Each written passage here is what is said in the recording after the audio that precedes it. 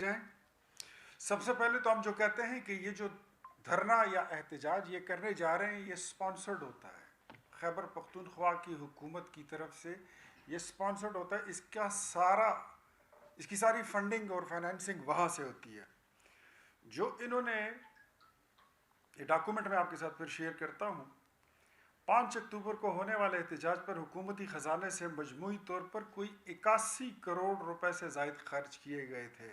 सरकारी ख़जाने से खैबर पख्तूनख्वा से 23 करोड़ रुपए की एडवांस अदायगी के बाद आज खैबर पख्तूनख्वा के महकमा ख़जाना ने चीफ सेक्रेटरी खैबर पख्तूनख्वा के दफ्तर से 58 करोड़ रुपए से ज़ायद के बकिया फंड्स जारी करने की दरख्वास्त की है, ताकि 24 नवंबर के एहतजाज के लिए दोबारा ऑर्डर देने से पहले मुख्तलिफ ठेकेदारों के बकाया जात अदा किए जा सके।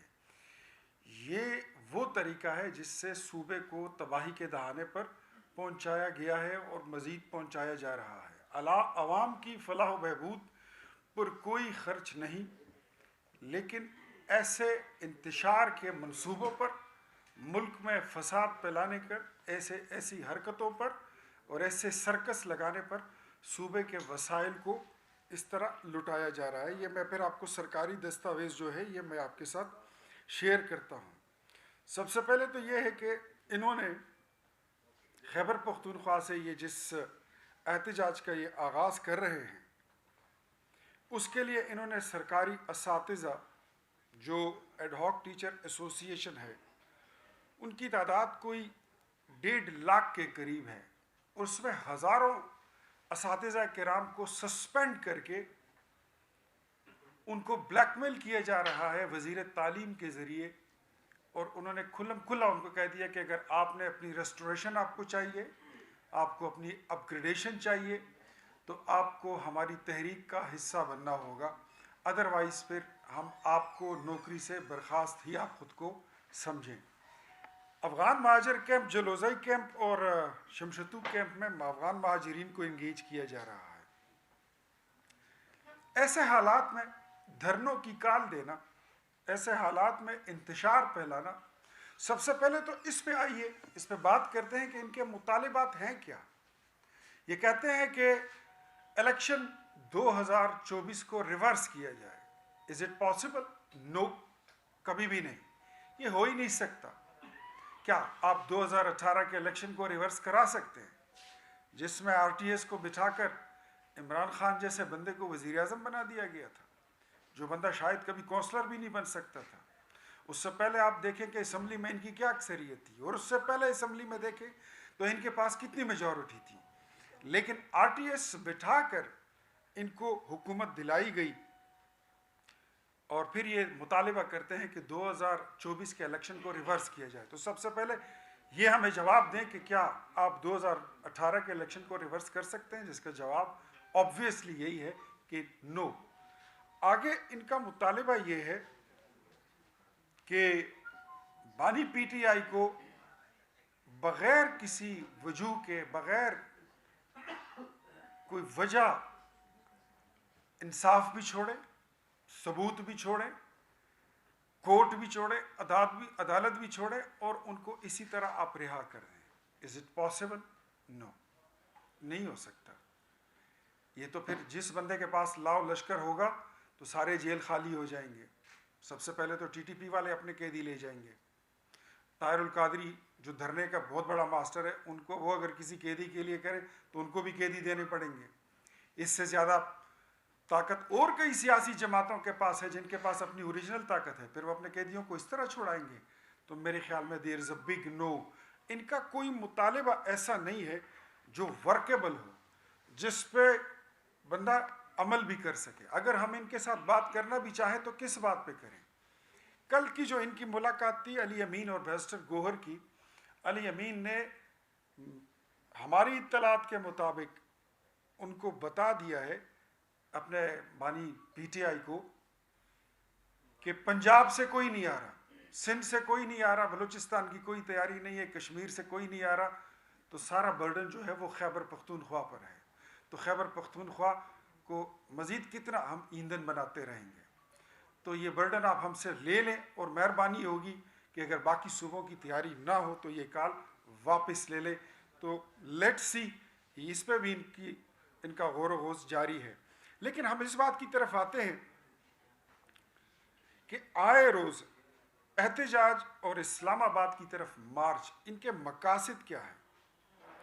फलाह का कोई काम तो ये कर नहीं सकते हैं।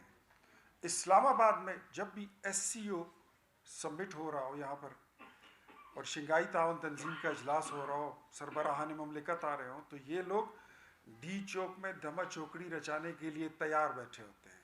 पाकिस्तान को हम हर फोरम पर ये उसकी बदनामी करने के लिए इनके पास बड़ा मवाद होता है, कोई मौका ये हाथ से जाने नहीं देते हैं। कभी ये IMF को लेटर लिखते हैं, कभी IMF को कहते हैं कि पाकिस्तान को कर्ज ना दे कि ये डिफॉल्ट कर जाए, इनका अपना वजीर ख़जाना लिखता है।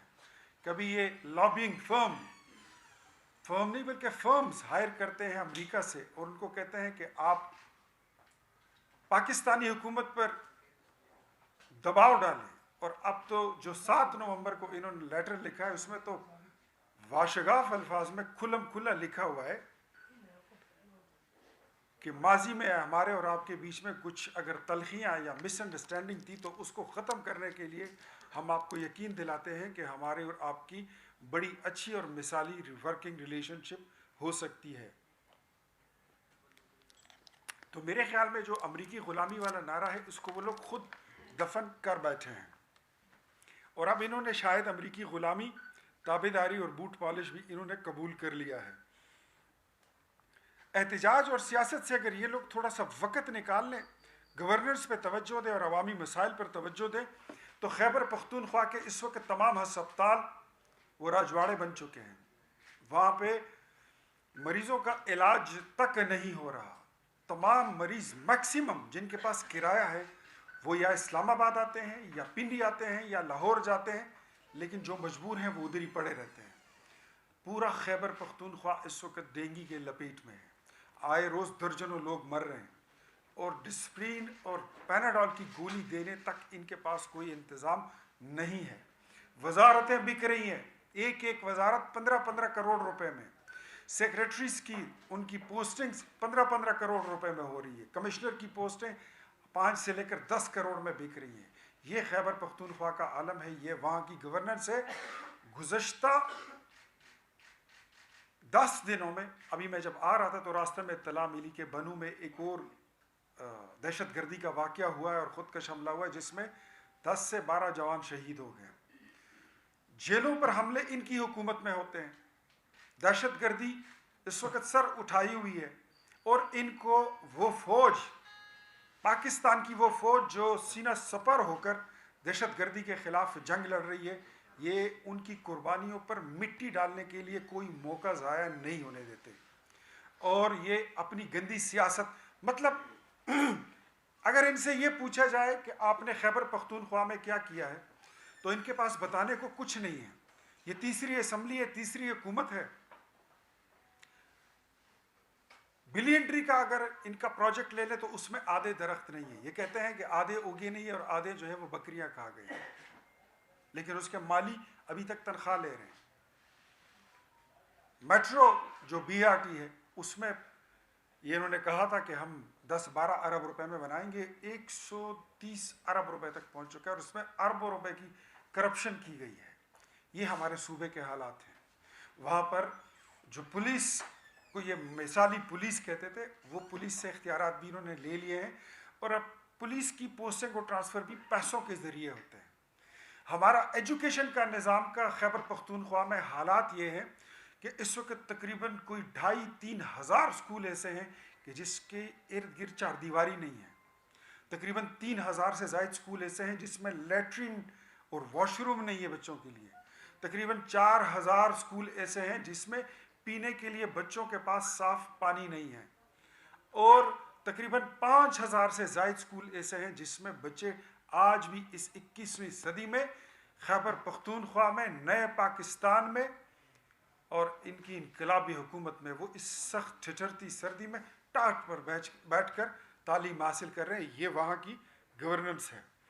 अब खैबर पख्तूनख्वा वो बदकिस्मत ज़िला है जहाँ से इनको तीसरी बार हुकूमत मिली है और उसके वसाइल का मैंने आपको बता दिया कि सरकारी ख़जाने से पैसे दिए जा रहे हैं। तकरीबन कोई 5,000 से ज़ायद लोगों को भर्ती करके उनको सरकारी ख़जाने से 50,000 रुपये माहवार इसलिए दिए जाते हैं कि वो इनका झूठा प्रोपेगेंडा जो है उसकी तशहीर करते रहते हैं। उसको सोशल मीडिया इन्फ्लुएंसर्स का नाम इन्होंने दिया हुआ है।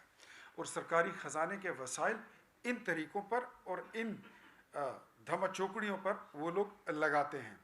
खैबर पख्तूनख्वा में इस वक्त सबसे बड़ा मसला जो है हम समझते हैं तो वो अमन व अमान का है, जिसमें मेरे ख़्याल में हमारी हुकूमत का उसकी कोई ना इस तरफ तवज्जो है ना उनकी कोई कंट्रीब्यूशन है। ये तो वहाँ के लोग दुआ देते हैं, खैबर पख्तूनख्वा के लोग अपनी फ़ौज को कि फ़ौज है जिन्होंने बॉर्डर को भी संभाल के रखा हुआ है, हमारे बाज़ारों, शहरों, कस्बों और देहातों को भी संभाल के रखा हुआ है। वरना अगर ये मुल्क और इसके सूबे और इसके बॉर्डर अगर ऐसे गुमाश्तों के हवाले हो जाए तो पता नहीं पाकिस्तान की हालत क्या होती। इमरान खान ने बड़ा ठीक ही कहा था हुकूमत से निकलने के बाद कि अब ये मुल्क टूट जाएगा और इसके 3 टुकड़े हो जाएंगे। ये इनका एक ख्वाब था। इनका हर मूव जो होता है वो इसीलिए होता है कि ये लोग पाकिस्तान के वजूद पर, पाकिस्तान के बुनियादी असास पर और 2 कौमी नज़रिए पर इन्होंने अटैक करना होता है। इनकी